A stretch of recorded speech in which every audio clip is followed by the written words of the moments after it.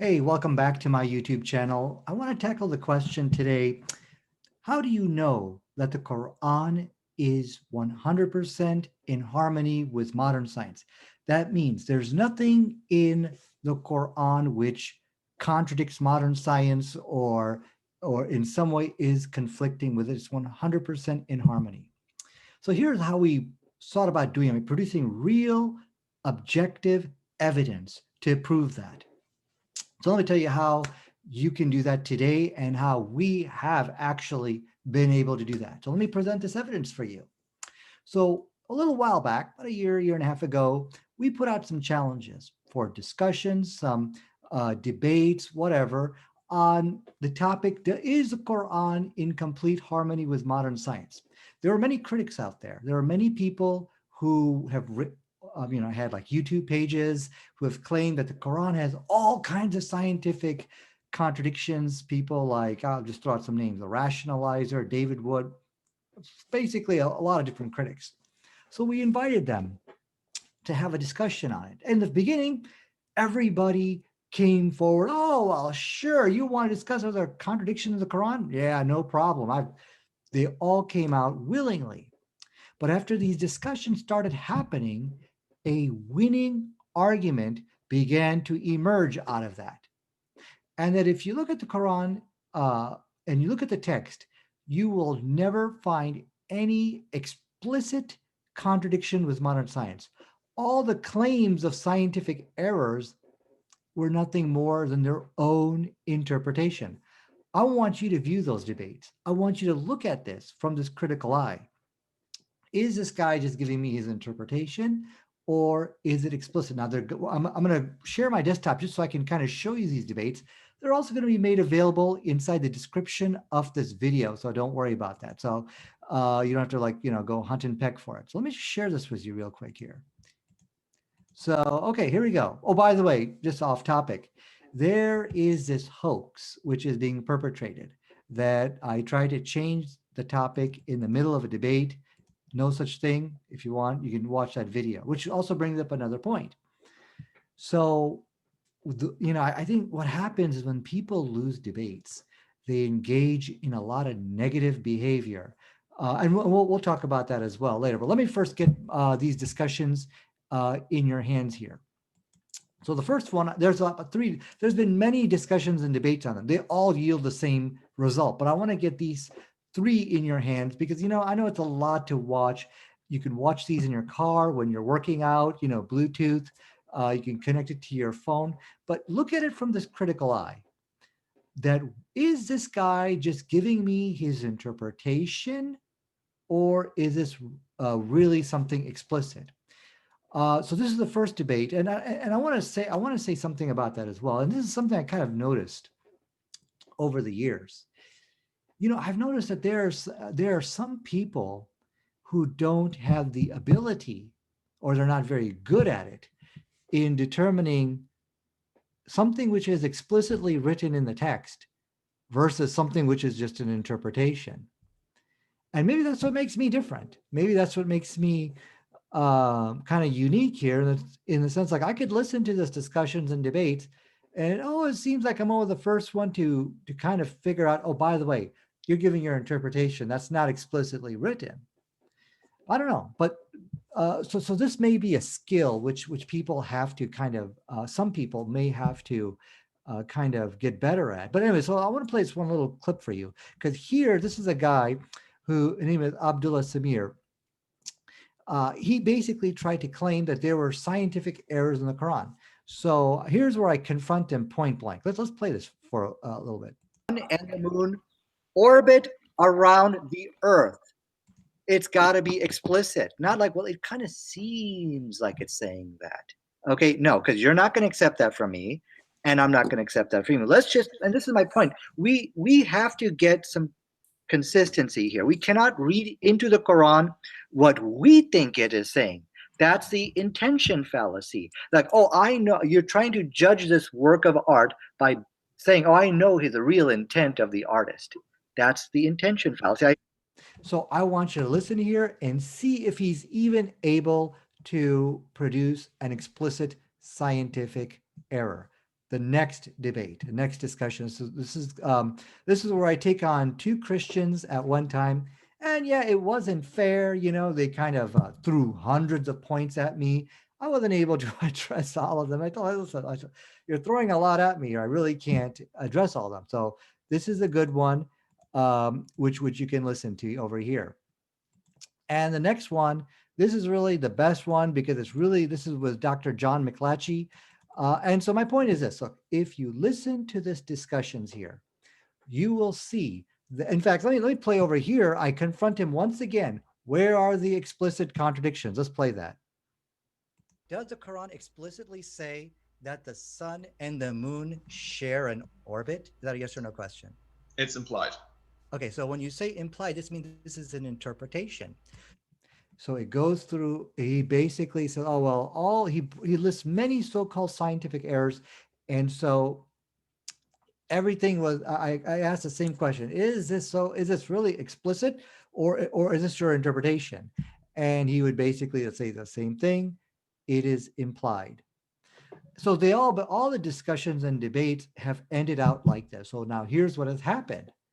All of a sudden, these critics like Dr. John McLatchie, like Abdullah Samir, where's that person? Abdullah Samir, which is over here, Jay Smith, David Wood, Sam Shimon, and the rationalizer, especially him, have all one by one have been dropping out of the contest. They're just running away. And I'm like, okay, guys, great. We had a really nice discussion. We just kind of scratched the surface here. Let's continue the discussion. And all of a sudden, I'm getting these no responses. I'm getting these hostile emails. Why? Because they're watching the debates and they're seeing what you and I are seeing too. They are seeing that they will not be able to produce an explicit contradiction between science and the Quran. It just doesn't exist. Okay. And so now I'm sitting here as of October 10th, 2020, with nobody to talk to about this. Every critic, every challenger have all ran away, literally, because they fear public humiliation. They don't want to end up like Dr. John McLatchie and this guy over here. They see the writing on the wall. You're entering into a debate, you ain't going to win because you will not be able to prove, something is there, which is just not there. So that led me now to produce a $1,000 challenge. $1,000 I will give to any of these critics if they just talk to me about it. You don't have to debate me. You don't, just have a nice discussion, a cup of coffee with me on this topic of the Quran and science. I specifically sent this to the critics, and once again, same result. I'm going to give $1,000 to charity. Now let's think about this here. What's your excuse as a Christian?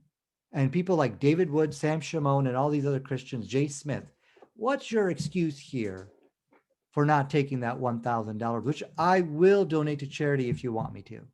What's your excuse here? Why?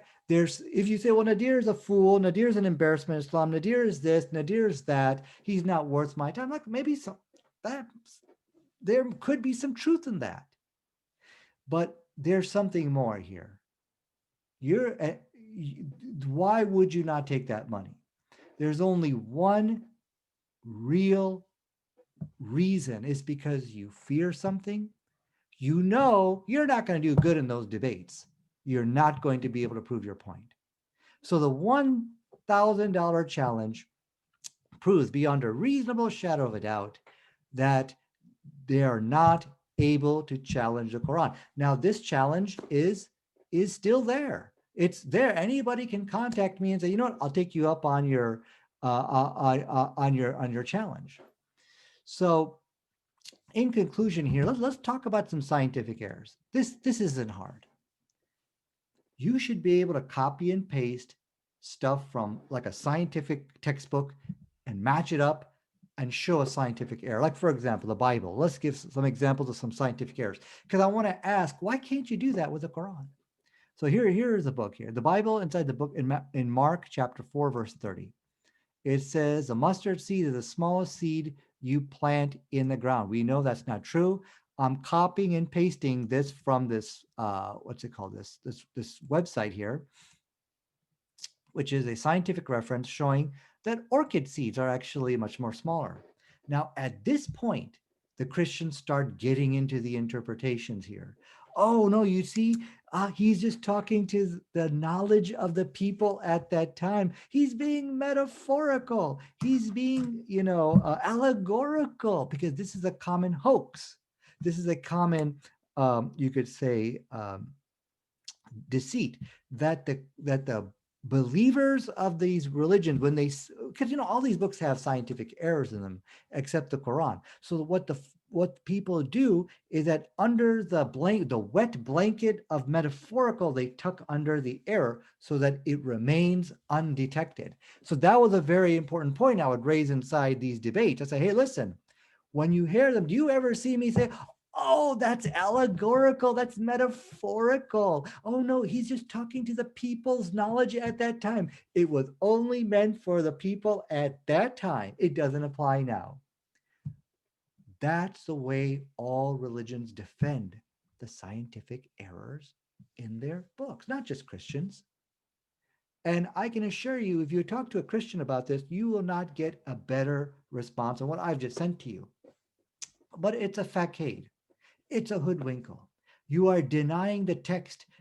You are trying to cover and trying to brush under the scientific error under the blanket of metaphorical interpretation. Now, of course, all scriptures have metaphors, and we should be very careful that we are not looking at something which is metaphorical, something which is allegorical, and claim it to be a scientific error. But I don't think that's the case over here. But let's keep going on.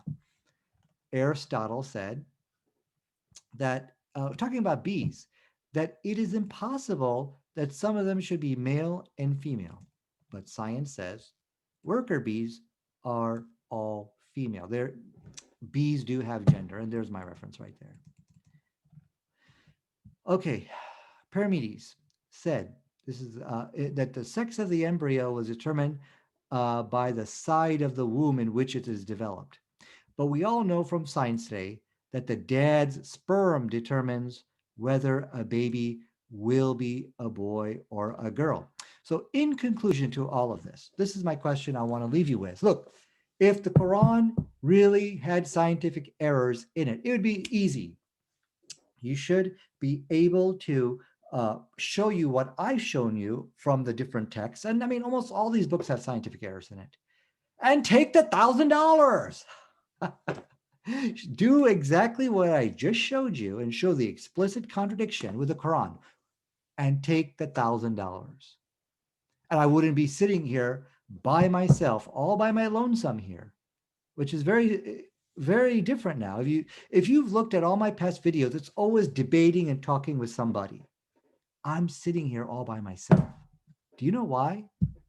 Because I can't find anybody who's willing to challenge me on the Quran and science now. They've all ran away. So the challenge is still there, $1,000. Let me know what you think. Put your comments in the comment section. Oh, and I also, so these, in conclusion, how do we know the Quran is 100% in accordance with science? Because we have invited all the challengers and all of the critics and skeptics to come and debate this. One by one, people, I'll throw out their names even, the people who have openly and blatantly ran away, people like Christian Prince, David Wood, Sam Shimon, the Rationalizer. And am I forgetting somebody? I'm sure there's some people I'm forgetting. So this is how we know that now we have reached a stage in the game where we can say that the Quran, that this claim is unchallengeable. At least we can't find anybody to challenge it now. So let me know. Put your comments in the comment sections, and let's see if someone will turn up for this discussion. Thanks.